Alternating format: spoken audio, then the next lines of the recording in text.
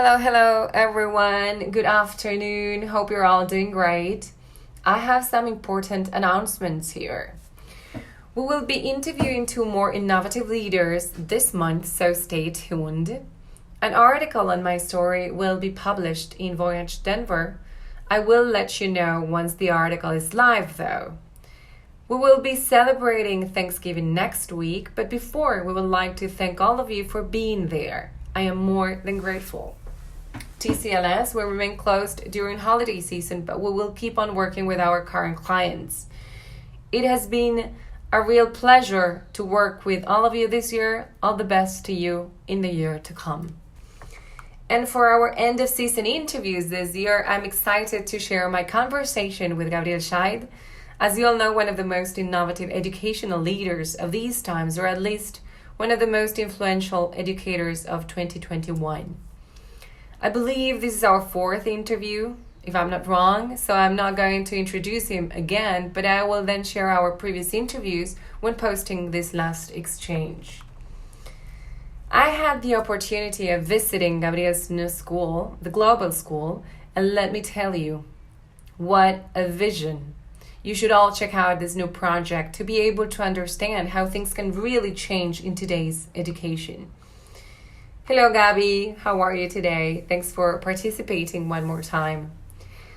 On a scale of 1 to 5, how would you rate educators' performance this year? What are you up to?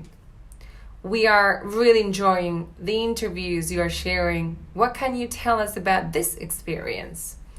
I know you've heard about the era of entrepreneurship. Do you consider yourself one? Do you consider yourself a entrepreneur? ¿Te gusta el término emprendedor? Thanks, Gabby. Thanks for sharing your thoughts and your time. Hi, Gabby. Thanks for the opportunity to reach out to your audience again. Thanks for visiting our school today. It's always great to chat, and it was great to see you in person today here at the school.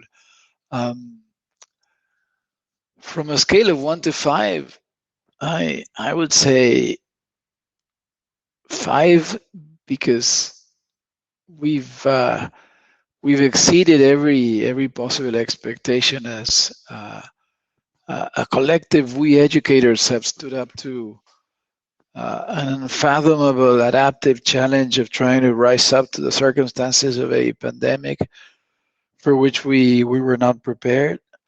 And we've done our best. This has been an extremely difficult year, much more than last year. Last year it was mostly about survival, and because we were all confined to the online medium, there were many heroic efforts, but at least we were at home, and we were trying to scramble to react to an unforeseen set of circumstances. Whereas this year we had to contend with all of that, plus the physical exhaustion of having to deal with the various protocols, the comings and goings, education being at the epicenter of a kind of social conflict, being used as political bounty by many politicians here in Argentina. So I would say that if you're an educator in any role whatsoever, and we can make it through moderately unscathed to the end of this horrendous and very challenging 2-year period, we're in great shape, and you deserve a 5 out of 5.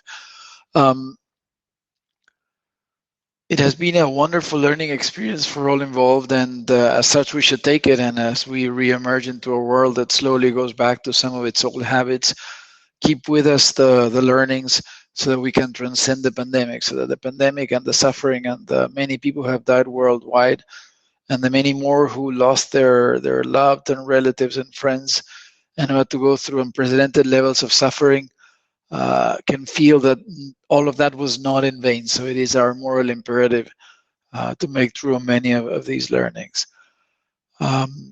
Thanks for referring to the podcasts. I am very happy. It's a joyful experience to be able to interview many people that I consider dear friends and who are eminent and very well-versed voices in the field of education.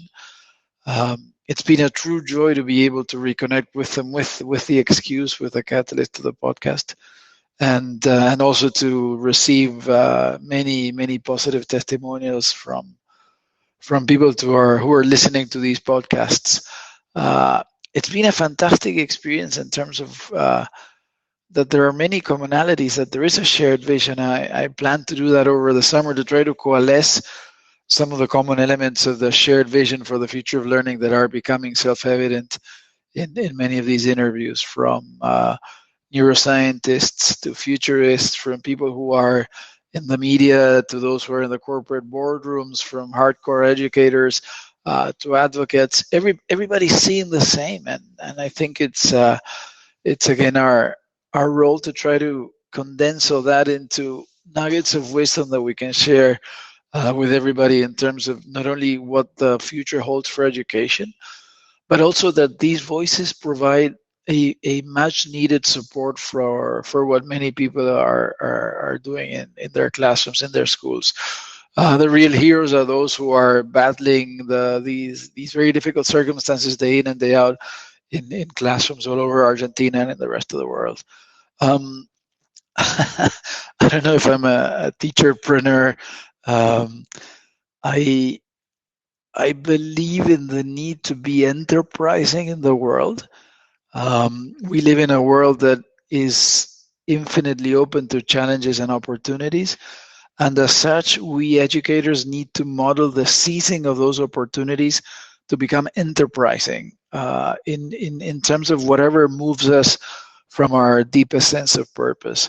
So I guess I am a teacherpreneur, or an enterprising teacher, an educator, because I believe passionately that this is the best time in history to be in education, and that there's a lot to be done taking advantage of the online medium, the connections we've established, and the fact that it is an irreversibly globalized world, to establish innovative projects that can allow us to transcend, even if there is another pandemic or some other unforeseen return to the online medium. So I like the term.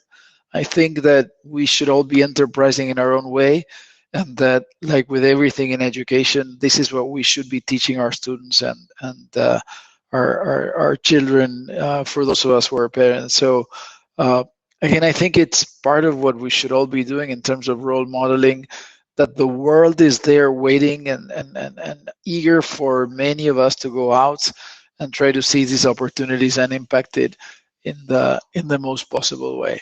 So thanks for the opportunity. Thanks for allowing me to share these thoughts with the audience. I think the best is yet to come. I have no doubt that the best is yet to come, and I'll keep you posted about it. Thank you.